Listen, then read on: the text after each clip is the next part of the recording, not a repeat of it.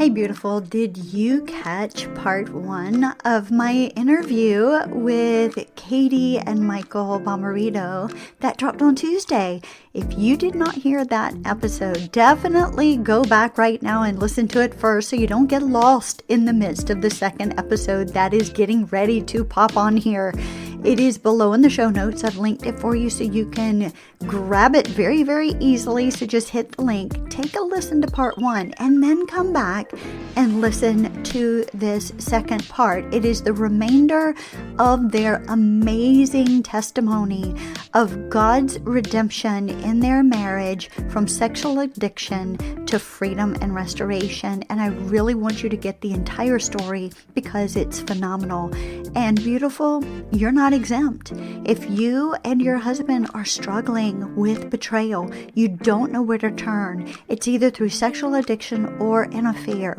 Below in the show notes, grab a free consult with me. My Marriage Redesigned program is designed to help you reestablish safety, security, and stability after D-Day, after Discovery Day, when everything is pulled out from underneath you. We walk through the process of setting healthy boundaries for you individually and for your relationship.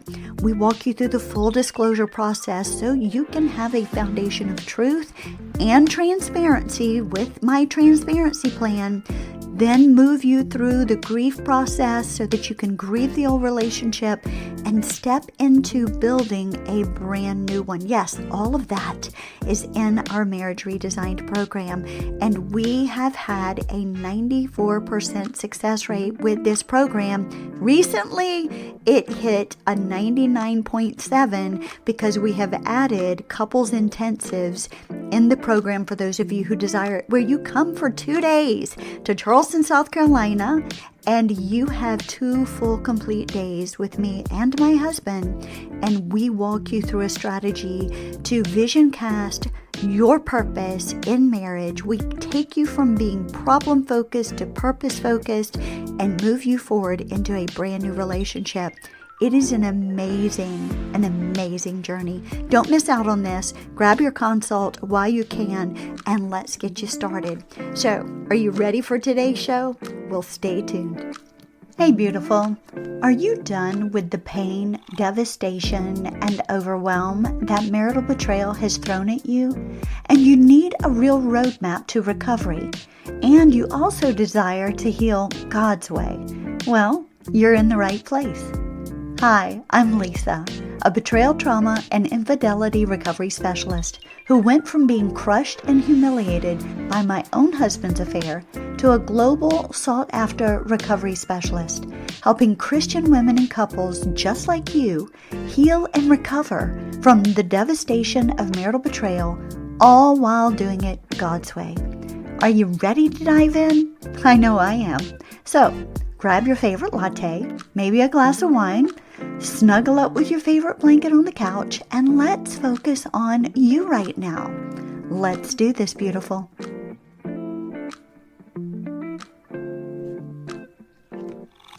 Yeah. And what I'm hearing is space that was held for both of you. You both were holding space for your healing journeys. Katie, let me ask you, what was it that helped you move from that pain and anger to a place of trust and forgiveness? I don't know if there's one thing. I think that's just a process. There's just a layer. But what I will say is we talked a lot, and we set up very clear expectations, very clear. He owned what he was going to do. I owned what I would and would not have. Like, within this space, I'm like, this is what my system, my nervous system can tolerate and handle. This is what my mental capacity can tolerate and handle. If you can live within that, great.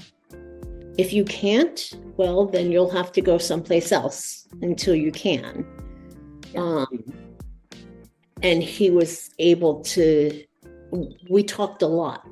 And I think as I saw him not just doing things, but sharing and then growing and watching him grow. He is 180-degree turn from just 2 years ago. It was just 2 years ago that we had this full disclosure. Yeah.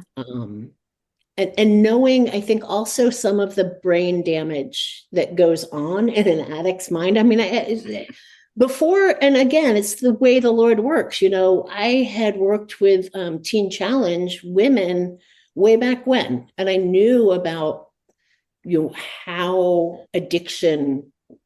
Yeah. They say that when you become addicted to something, your emotional development stops at that age. Yeah. So he might be a 50-something-year-old man, but there was a lot of emotional development that was stalled out at age 12 or 13 or 14. And I think that's where the grace of God comes in once healing starts to take place. And I see it day in and day out, where God takes someone who was so entrenched, whether it's sexual addiction or an affair, and where it has stunted that emotional capability, everything else. When true healing and freedom comes in, God picks that back up. Mm-hmm. And then we see all of a sudden they're able to empathize where they couldn't empathize before. They're able to feel where they couldn't feel before. They're able to talk about things where they couldn't before. And that's the growth that God starts to kick in. And so for y'all, I know that one of the things we always talk about is when you are recovering from these things, it's important in order to rebuild trust, to have God honoring boundaries. And the reason why I say that is I've changed my verbiage over the last year. I used to say healthy boundaries, but however, society has taken that and used it in a way that's almost weaponizing it. And God corrected me not long ago and said, no, we create God honoring boundaries because he's the author of boundaries, right? And every marriage needs boundaries. Everyone needs boundaries. God created boundaries. So for you, like, what were some boundaries that y'all instituted as a couple to safeguard your environment for healing? Well, for one thing that it was I was just like, there will be absolutely no inappropriate sexual anything with anybody again, or I'm out. Ever. It's like no strikes. Yeah. Because I was like, my system cannot handle that. I cannot do it. Maybe somebody else could. I can't. Been there too long, too many years. And I know a lot of people talk about lying is almost hurts more than the other part of the addiction. So we had no lying, but we really came up. We had to talk about lying. We had to talk about money. We had to talk about alcohol. We had to talk about, but the bigger thing, it wasn't the know this, it was more of the Michael put together of like, how do we want to grow? What's a growth plan of how, so I was just like, hey, these are things that I need for my whole entire nervous system and brain to heal and reset. And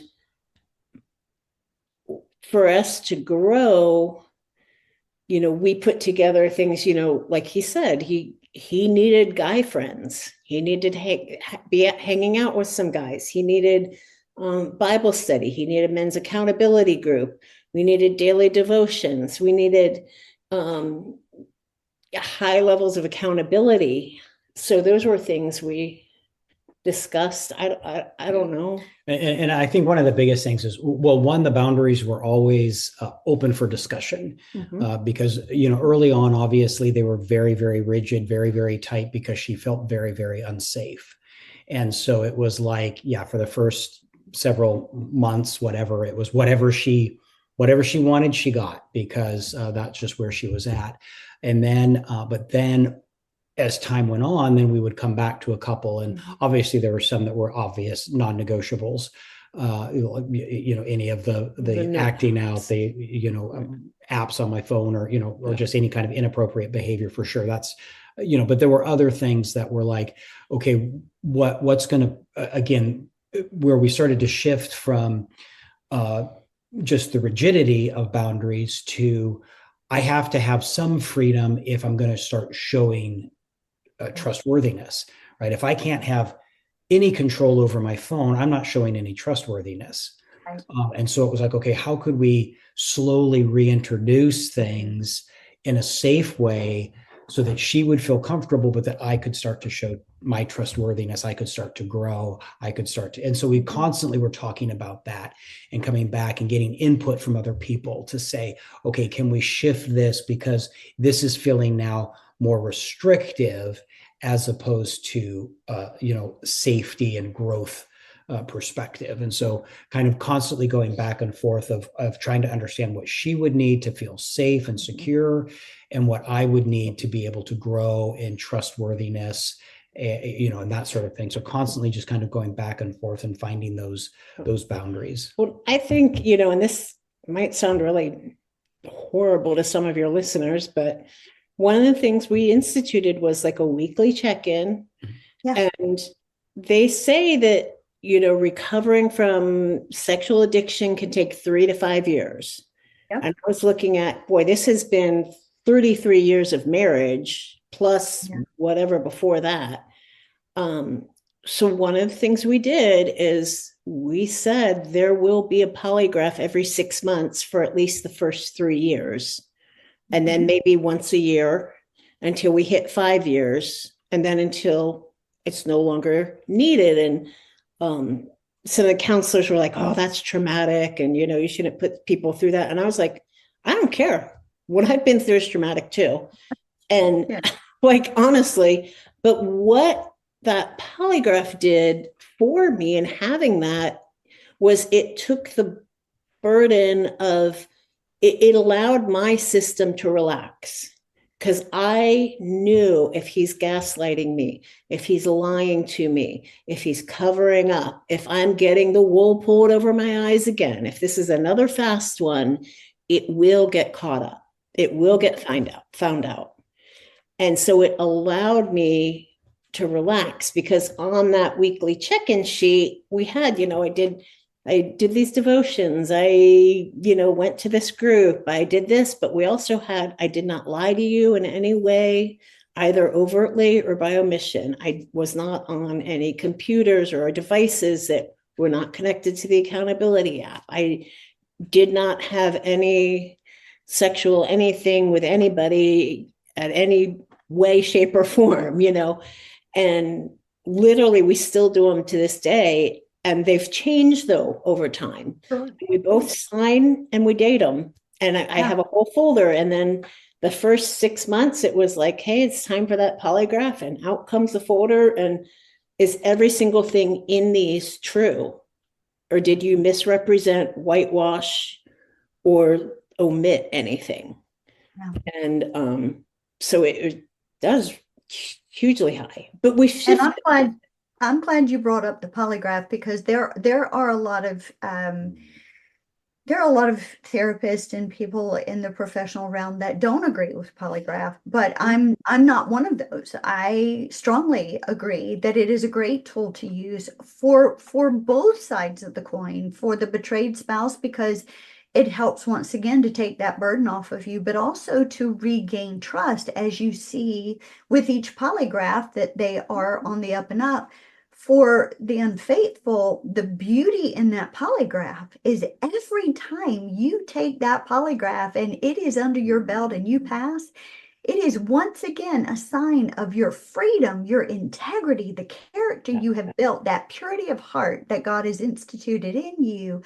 And I know one gentleman in a couple that I've spoken with, and he is getting ready to have his 3rd year. He looks forward to his polygraphs now, because he's like, for me, I look forward because it just in my own heart reaffirms what God has done for me. Yeah. And Yep. so these don't have to be tools that are detrimental. I believe that they are tools that are very beneficial. Yeah. So let me just let me say something. Sure. I feel sometimes, and she'll tell me, there's like triggers that spark her Yeah. thinking that I'm still doing something. Yeah. I don't know how you feel, Katie, if sometimes, you see something or whatever, Yeah. but, the other week, that's something hit her. Yeah. And it triggered, I could tell her emotions and all were kind of messed up. Yeah. And what we did, I said, what do you want me to do? Yeah. My phone, you want to see my phone, or let's sit down and talk about it. And that's what we did, and just trying to get everything out on the table, honey. What caused this? And we worked through it. Yeah. And I think And that's something I still feel hurt that I still cause this as of today.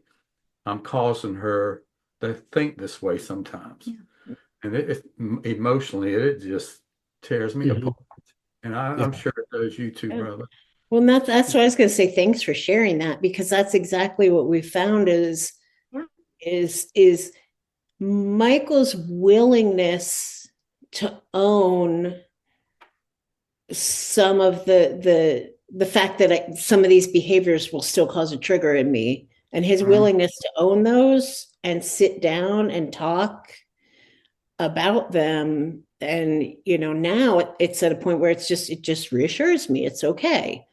Or maybe it's like, he might say, yeah, I don't know why I did that, and it causes him to think, and I think I was thinking this or going through that, and that it's just been I think that willingness of a husband to own those things. So many times I feel like, I don't want to have a marriage where we're just tiptoeing around and trying not to trigger each other. Like, no, I want to get to the bottom of those triggers and root them out and be done with them. Well, there's one other question that I want to kind of ask you both before I really want you to kind of speak to each side of the coin here, the betrayed and the unfaithful spouse. But ultimately, any couple that we work with, or the women inside of the group coaching programs, what have you, one of the most difficult topics to deal with after betrayal is to reestablish intimacy in the relationship. It's one of the most difficult, because just like Britt said and Katie, you said, is because we can get triggered at any moment. Things can kind of flashback or what have you. But for both of you, what do you believe? And I want to hear from both of you on this, okay? What do you believe helped to restore that intimacy, to be able to connect once again as a married couple inside of that biblical marriage, to reestablish your covenant, right? That sexual intimacy is so important, and it's very difficult, of course, at first, but you're 2 years in.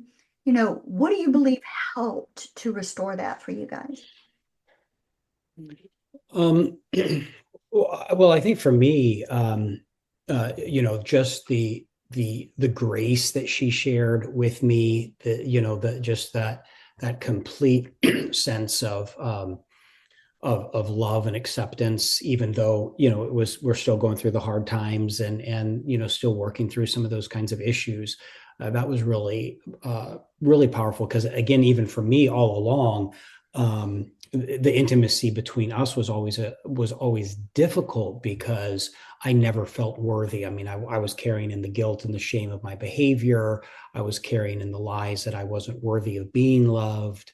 I was carrying in the fear that she's going to find out and reject me, so she doesn't really love me. She loves whatever image of me I've created.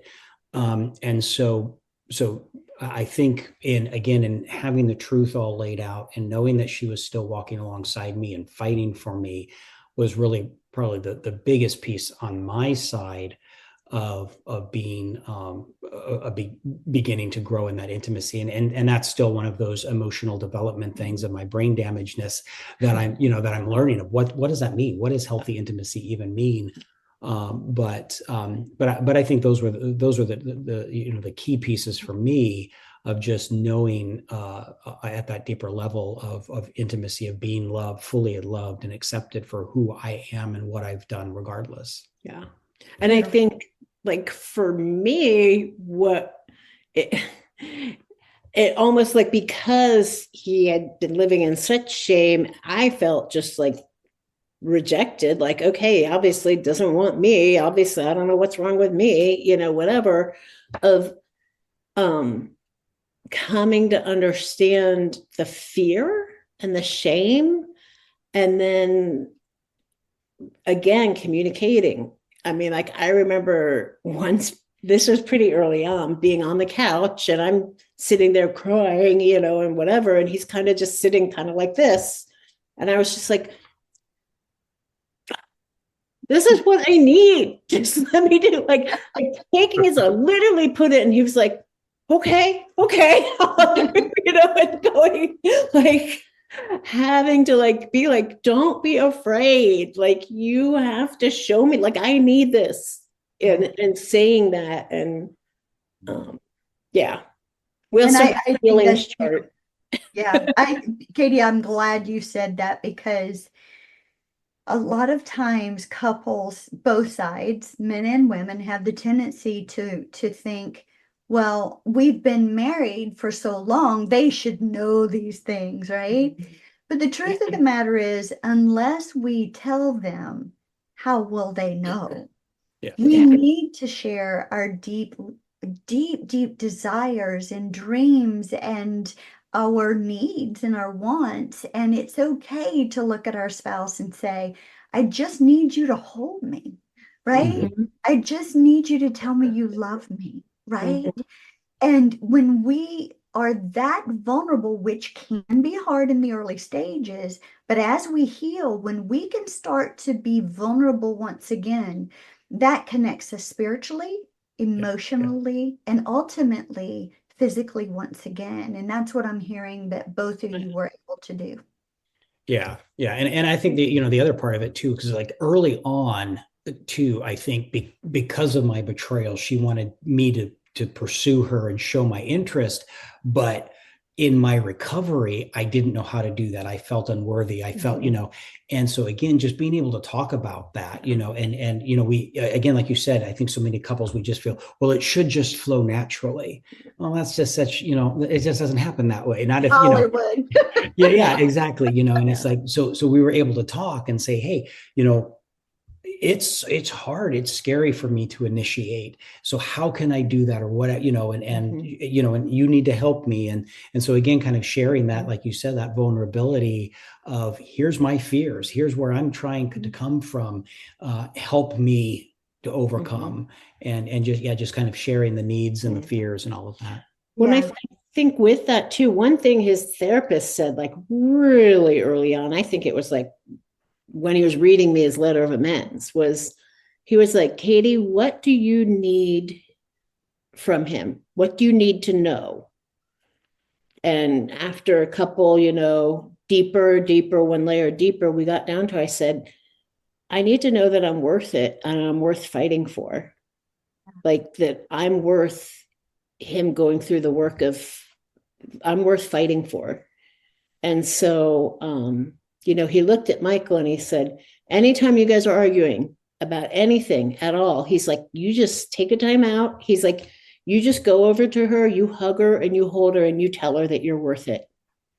And that was a huge, huge, good piece of advice. Yeah, 100%. So for the couples who are listening and feeling, a lot of that hopelessness because they've either recently just found out on D-Day about betrayal. Katie, for you, for the wife who has had all of this truckload of concrete just dumped out on her. What words of encouragement could you give her in right now to kind of breathe a little bit of hope and life into her?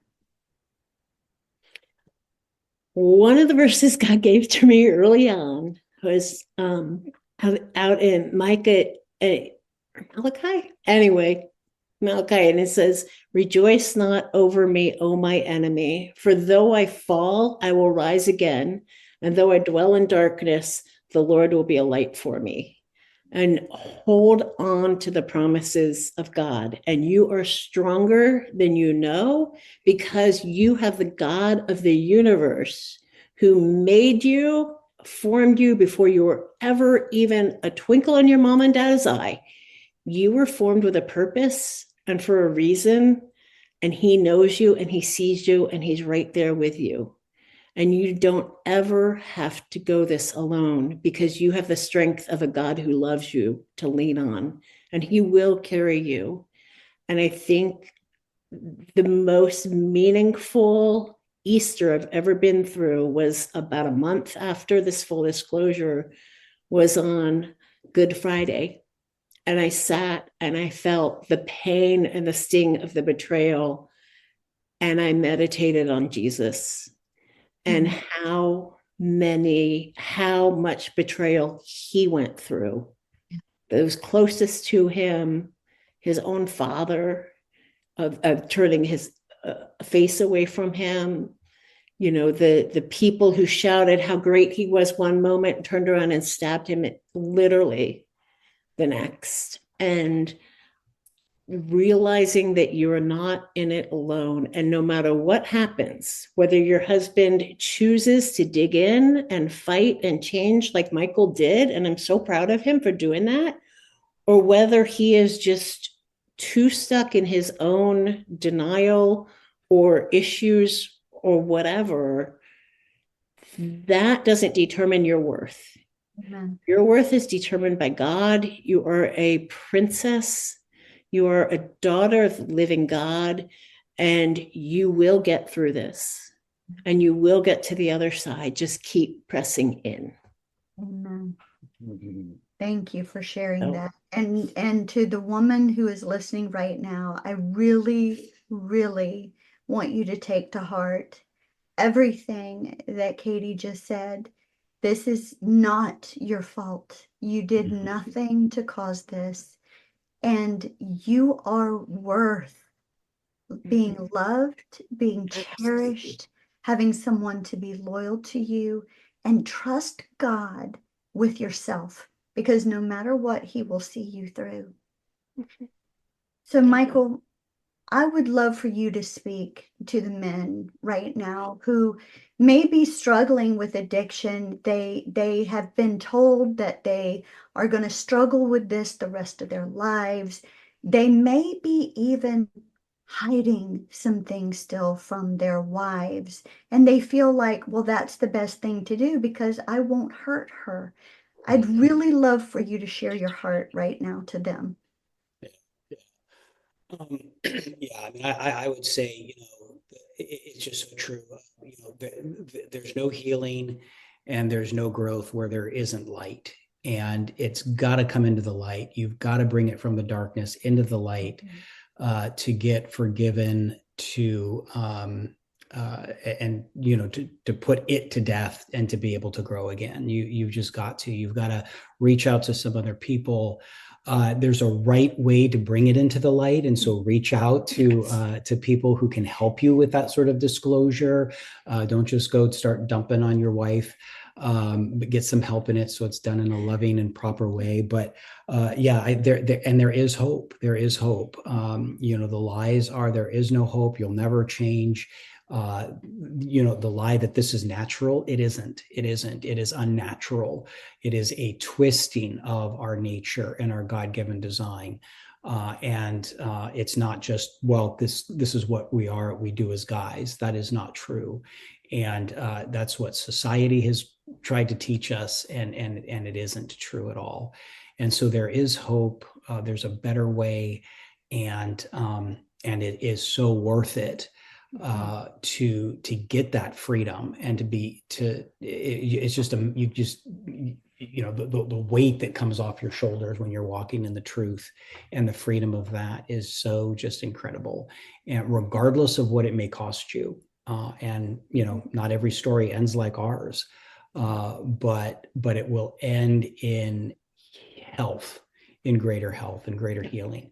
The whole sense of just living that lie. And it's interestingly, so you shared earlier about the way you talk about marriage and recreating that. I can't remember the exact words you used, but yeah, it's not, we're not rebuilding the old marriage, because our old marriage was based on so many lies. We're creating a new marriage, and that's based on that truth. And that's so the deception and the keeping the secrets isn't just keeping your own secrets safe. It's keeping the lie of your marriage safe.